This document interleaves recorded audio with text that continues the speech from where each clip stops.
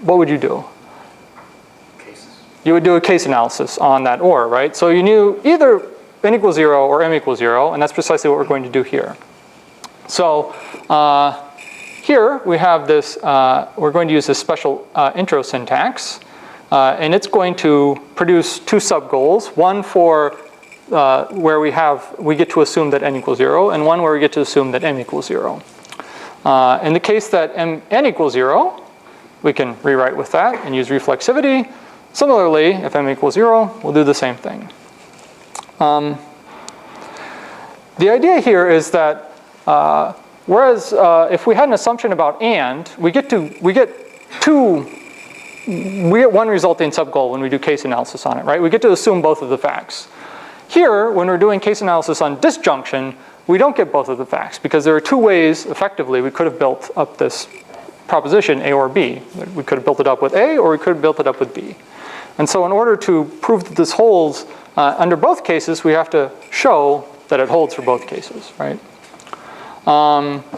Right, so this case analysis pattern, HN or HM, allows us to name the hypotheses that are generated, and that's why we have nice handles so that we can use when we do the rewriting.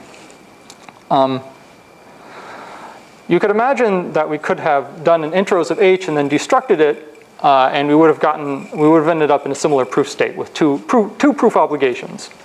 Okay, so that's what you do when you have an OR as an assumption. What do we need to do when we have an OR in the goal? How do we prove something of the type A or B? Okay, well, this is a little bit more pleasant than when we have an assumption, right? So if we want to show A or B, what do we need to show? A or B, right? It seems a little counterintuitively, but if we write down that as a proposition or a statement or a theorem in coq or a lemma in coq, it makes a little bit more sense, right? So what is this saying? This says, this OR intro, the statement of this OR intro lemma says, for any propositions, if you give me an A, I can give you A or B, right? And so what do we do here? We intros these assumptions, and now we have tactics for working with goals of the form, the goals that have disjunction. So there's a left tactic, and what this says is, I will prove the left-hand side of this disjunction. So once we apply left, we have a new goal of type that says I need to prove A. Conveniently, we have that assumption, H of A. So we can just apply that directly, and we're done. If you can imagine a similar proof where you get to assume B, can you imagine what the tactic might be that you would use there? Right. Exactly right, yeah. Here's an example of a case where we might need to use both left and right in conjunction or with each other, disjunction with each other.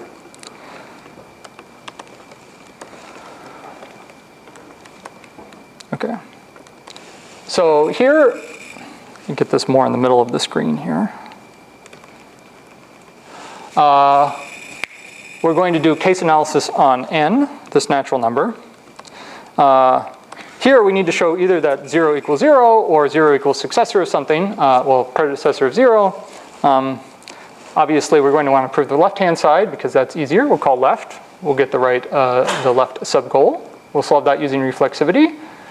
In the other case, we're going to want to prove the right-hand side of the right disjunct. Here, well, we just need to show this equality, which is trivially true by simplification. We can call reflexivity on it, and we're done. It's worth re-emphasizing here. You probably noticed this when you're working through your homework, but you can imagine that reflexivity implicitly calls simple before it gets run. So you don't actually have to simplify a goal before calling reflexivity. And that's why I didn't need to simple away that predecessor of successor expression. Okay, so we have ands, we have ors. Another interesting logical operator is not, right? So what's interesting about not is so far we've exclusively proved things that are true, right? We've proved that 1 equals 1 or 1 plus 2 equals 2 plus 1, right? But sometimes you want to prove things aren't true, right? So we might want to prove that 1 is not equal to true, or 1 is not equal to 2. In coq, of course, we're going to use the logical negation operator, which is not right here. Now, it's worthwhile to see how this not operator is actually defined. So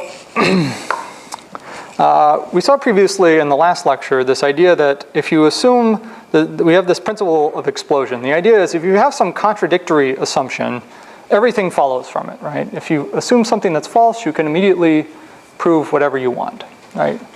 So you could exploit this intuition, right, and say, if we want to show that not P holds, right, all we would need to do is show that for any proposition, if we assume P, then that Q or assertion holds by default, right? This actually makes sense, but coq is going to do something a little bit different. The idea here is we're going to define not P as P implies false, where false is this special contradictory proposition that's defined in the standard library. If you stop and squint, you could see this is equivalent to the other definition, right? Or certainly the first definition. Okay, so maybe we can talk about that more offline, and let's get back to the actual lecture portion of the lecture. Okay, right. So, right, here's a good example of just as before, when we had a contradictory assumption, we had 1 equals 2, right? If we have the false as an assumption, we can immediately prove anything we want. And this is what we see here with this ex falso quod libet, which means in Latin literally from false follows everything. I probably mispronounced it, but given that Latin is a dead language, I don't think anyone is really going to mind. So here, if we have, so we say for all possible propositions, that is for all statements, assuming false, we can prove that statement, right? So we can introduce, we call intros, and now we have this contradictory assumption false. So if we use, if we say destruct on contra, it immediately solves the goal. And this is true for any goal. If you have false, you can call destruct on it, and it will immediately solve the goal you're working on. We could have, yes? Every year in Vatican City, there is Latin as a live language conference that has more people than in this room. Okay, the statement was that Latin is alive and well in Vatican City. And it is a valid statement. So I retract my early one. More users by now. Yes, anyway. I will also note that just as we could have also used the inversion tactic to discharge this contradictory assumption. It works, sorry, it would have worked just as well as calling destruct on false. Yeah? Inversion is for injectivity and disjointness, and because there is no constructors, this works fine? Why would The question was, why does inversion work on this goal? And maybe I should have introduced this, this formulation, but yes, because false has no constructors, inversion immediately solves the goal. It's the reason why.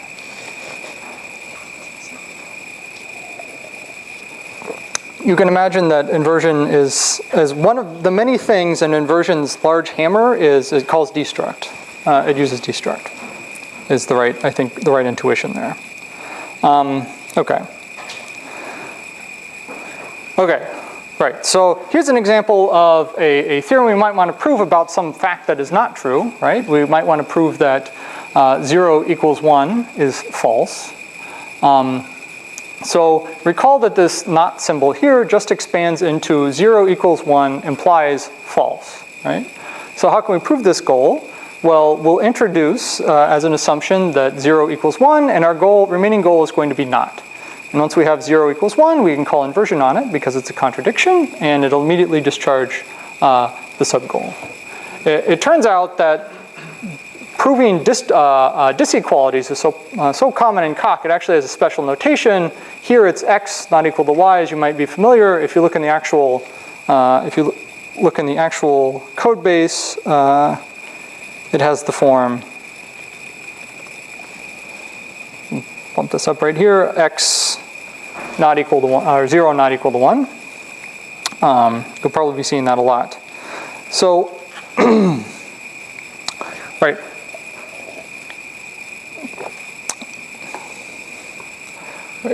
I'm going to skip over this statement and let's look at this contradiction implies anything thing here. So this says that if we know P and not P, we can conclude Q, where Q is any possible proposition.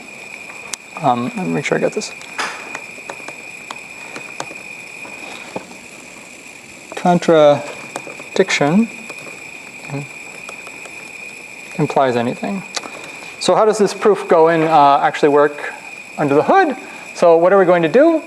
We're going to intros P and Q, and we're also going to introduce this and. And recall from earlier, when we use this special bracket notation when we're doing intros, it intros that assumption, then immediately destructs it, this and, using these two names for each of the conjuncts that we have. So after we process this command, we get an assumption P, we get an assumption that not P. If we unfold not in the second assumption, we see that we get to assume P implies false. That's just the definition. Now we can use forward reasoning to apply this P implies false in P. So if we have P and we know P implies false, of course we can conclude false. It's an example of forward reasoning. So now we have the assumption false. We can destruct it, and we're done. QED. Absolutely beautiful. Okay. Right. I'm going to skip over this. Right, so this is another interesting tactic that you might want to use because it's so common to want to try and, if you have an assertion that's false, if you're trying to prove something that's clearly false, it's equivalent to just proving false. Coq actually has this special X falso tactic that essentially just immediately changes the goal that you're trying to prove to false, to trying to prove false. Here, what we're going to do, if we want to show that B not equals to true implies B is false, we're going to do the introduction thing. We're going to destruct B into two cases. In the case that B was equal to false, we have this assumption that false not equal to true. B equals false. False not equal to true. That's true. X falso. Apply H. And these are backwards. So I think these cases are backwards. So in the case B not equal to true, yeah, this does seem backwards, right? So if B equals false, then obviously B equals false. So that should follow from reflexivity. So this is actually the case where B equals true. So now assume that assumption is true is not equal to true. And if we unfold not, we'll get true equals true implies false. Calling X falso replaces the goal with false. Now we're trying to prove false, and we have to show, we have an assumption that true equals true implies false. We can just apply that assumption and call reflexivity, and it solves the goal. Okay. There are a couple of exercises now, thought exercises. So to prove the following proposition, which tactics will we need beside intros and apply? We'll give everyone a second to think about it, and raise your hand when you think you know the answer. That'll give me time to recall the correct answer as well.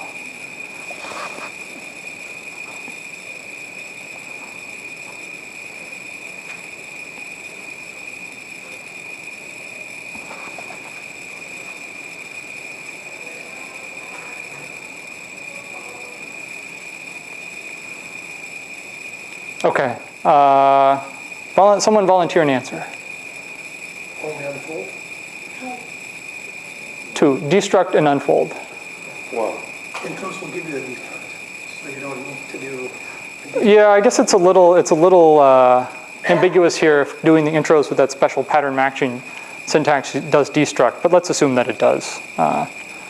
Okay, so actually, what was the vote? Two. Destruct and unfold. Intros and apply. Yes, that looks right to me.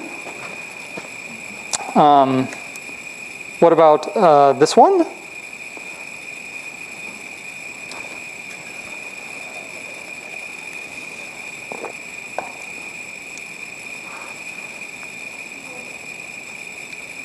Here. 5, only unfold. Besides intro and applies. So, intros, both of them.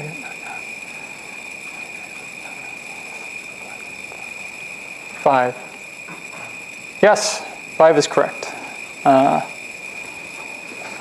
Why is that the case? Well, walk through it. So we have not P or Q, which expands to P or Q implies false.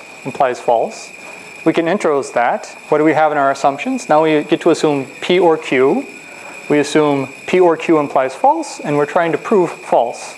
So from P or Q implies false, we can apply that, and then we have P or Q as an assumption. So in fact, we don't even need to unfold, but I guess it's... Oh, right. Given the set of tactics you know right now, yes, you need to unfold. That is a true statement. Okay.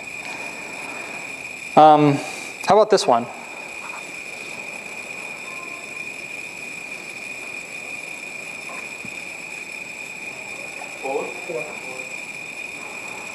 One of left and right. Just left, right? So so does someone want to give me the sequence of tactics they would do just off the top of their head? What would you do? Yeah. Intros, left, apply I, or exactly? Yeah. So you would intros, let's say H, do left, and then you would apply H. Exactly right. And then finally, this one.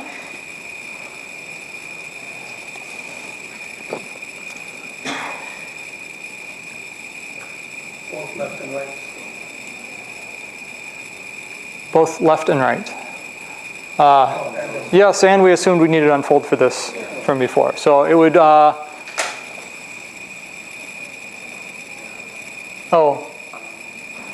actually, and you need to struct as well, because you need to do case analysis on the P or Q in order to decide which one of these disjunctions you're going to prove. So this is all of the above is the right answer. Okay. Oh, there's one last one. Okay.